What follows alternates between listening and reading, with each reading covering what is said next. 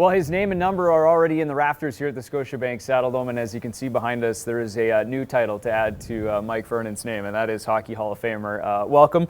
Congratulations, Mike, and obviously a hugely special day for you and your family. Yesterday, getting the call from the Hall, has it sunk in at all yet? Yeah, it has. My phone's been going crazy, people texting and calling and things like that, but getting that call from Lanny McDonald and Mike Gardner was quite the call, quite special. So, and what better guy to get it from than Lanny himself? So. Well, Lanny shared a couple of those memories going all the way back. I mean, do you ever, envision that call coming from a guy that you played with, a teammate, somebody that's super special in your life?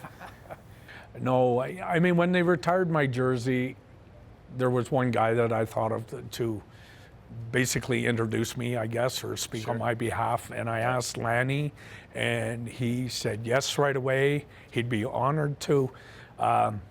He's a class guy, a great captain, and all of that. I mean, you can't ask for a better person to get a call from to tell you you're going into the Hall of Fame. So. Well, and quite exciting. Yesterday you were talking about, everything being worth the wait too. And I just wonder you think about, maybe envisioning that day and that opportunity. I don't know what kind of goes through your mind after that, but does it kind of just feel like it was just that sort of worth the wait? Well, it's always worth the wait. Yeah. Some people, text, it's well-deserved and it's about time. Sure. And I'm like, well, yeah, but there's a lot of other players out there that are deserving of it too. And so you just have to bide your time, and hopefully your numbers speak for the suggestion or for the nominee to the Hall of Fame. So I was proud of my numbers, and I just let my numbers do the speaking and not me, sort of speaks. Yeah. Well, no, and they do. I memean, they really do speak for themselves when you talk about a couple of Stanley Cups, the Conn Smythe, and we don't have to go over all. I don't want to make you embarrassed here, but when you talk about your career, and numbers are one thing, but what are you most proud of? What are you most proud of as you sit here today about what you accomplished? Longevity. Yeah. To play 18 years, and I played a couple of years in the minors, but the longevity, and that's. I think that's a big thing, and winning a cup 10 years apart from one another. And still to have that kind of instinct in you and try to just keep searching for that win and the next Stanley Cup type thing. And I was always learning every day. I was never content with the way I played sometimes or whatever. I still had an open mind. I wanted to learn new things. I would watch a lot of video. I'd watch other goaltenders, and I'd try to pick up what they're doing and try to implement it into my game. And I used to come out of the net quite far. And later in my career, I'd just stand on the top of the crease and rely more on my reflexes. I would do the butterfly more and things like that. So you had to tweak your game, and I think that's probably one of the biggest thing is the longevity. Being able to adjust for whatever it was, yeah. And I think about competitiveness, as you just described that too. I mean, you played against some of the best in the game, Hall of Famers. I think of Grant Fuhr and Patrick Waugh. I mean, how much did you enjoy, being on the biggest stage and going head to head with some of the best? Well, I knew I had to be at my best every time we went head to head with them, and were those type of players. But like Grant texted me the other day, and that was nice to hear from him. And it's like I was always a step or two behind him all the time, and we played junior head-to-head with Victoria and the Calgary Wranglers. But those head-to-head matches and those when you're going up against some of the best goaltenders and you want to be in that category or have your name mentioned, I guess, like close to them, I had to do what I had to do. I had to pull up my socks and I had to compete, and I had a lot of fight in me. So that's all I tried to do, is compete every night. Calgary, what a special place, really, a hometown, playing here, winning a cup here. Can you describe sort of what this city, what this team means to you?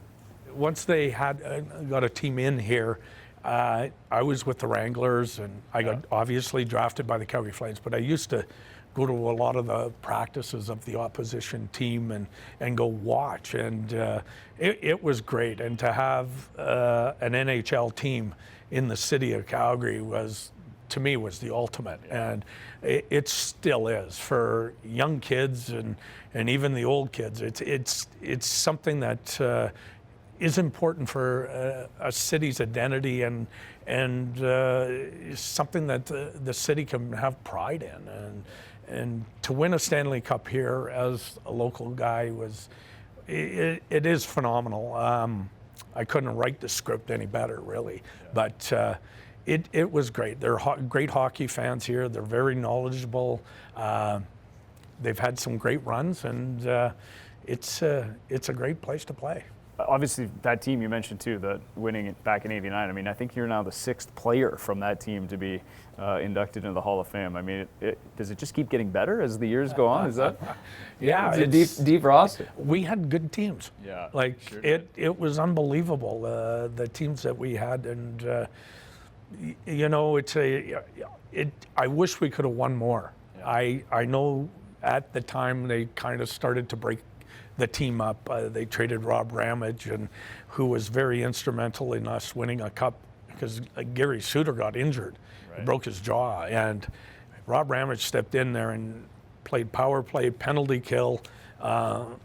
He did it all, and I had a big defenseman. Yeah. I had a big defense in front of me, and we can compete. And Cliff Fletcher built that team to compete against the Edmonton Oilers, and I thought, you know, at that time, that's where we are. And then there was changes came in. It was unfortunate, but you know, a lot of those guys went on and extended their career and had great numbers. And Neuendijk, Gary Roberts, McGinnis, Suter, like there are some great players, and so it was great playing with them and having that opportunity to hoist the cup. One last one for you, and that's on family. It was one of the first things you mentioned. I'm sure you think about it right away. Just what has family meant to the journey and to be here? Well, I grew up in a hockey family. I had 3 older brothers, a younger sister. We all played hockey. My mom coached, my dad coached. Yeah. That was us, South Calgary community. That's what we did all the time, and it was a big part of our growing up and our family. And to this day, it's that was the most important. And with the family and friends that we've had throughout our years, that's what it's all about. Yeah. And hockey amplifies that. Yeah, right from the start. What was your mom like as the first coach? What was? Well, I don't know. It was diaper league hockey. I think I was 4 years old, and Sheila, not Sheila Stott. It was Sheila Sinclair. Yeah. Who I still stay in touch with, her son Bobby. Yeah. And Bobby was one of the reasons I became a goalie, because he was a goaltender and he played on couple with my older brothers, and I idolized him. So I still stay in touch with him, and Sheila lives in Winnipeg right now. But awesome. You know, and I got a call from Doug Cook and Dorothy Cook. They were my coach in Tiny Mite. So it's great to hear, awesome. And so that's what hockey's about with the Vernons. Yeah. Well, congratulations. Thank you. An honor to sit down with you today, and look forward to seeing you go in November. Thanks. Appreciate that.